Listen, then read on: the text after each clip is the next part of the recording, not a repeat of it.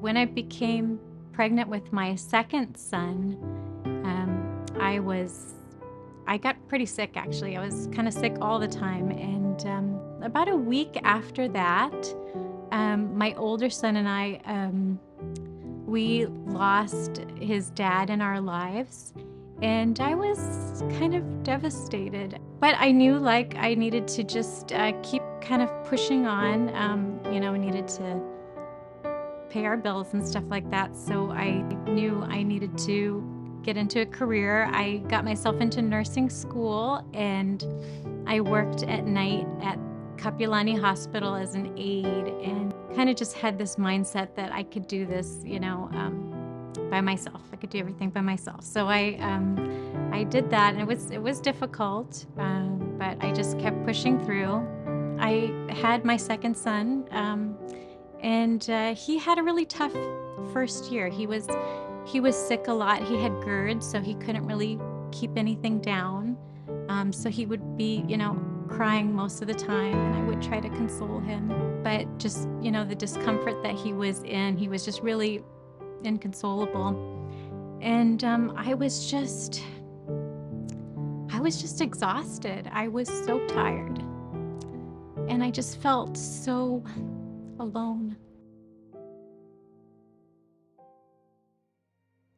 In the meantime, my friends had been inviting me to church for some time, and I got invited to New Hope at Farrington, and I decided one day to go, to take up that invitation to go. I finally was at a point where I had to, I was looking for something.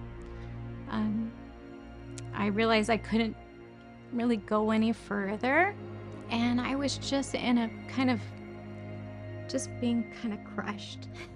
Pastor Wayne was speaking, and I remember he was talking about the fact that you don't have to be alone, and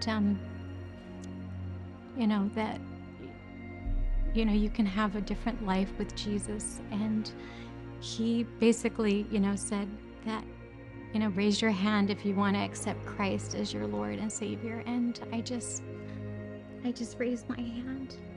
I just broke down into tears because I didn't realize how much heaviness I was carrying, just the weight, and just the burden of just feeling so alone for a really long time. And when I asked Christ into my heart, it was like I could just feel just this lifting in my soul.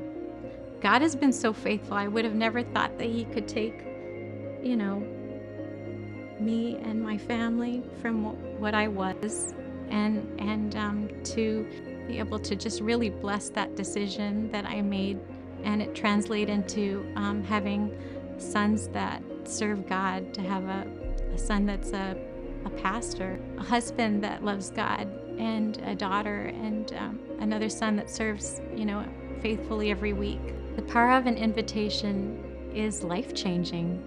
It was life-changing for me. It was life-changing for my kids.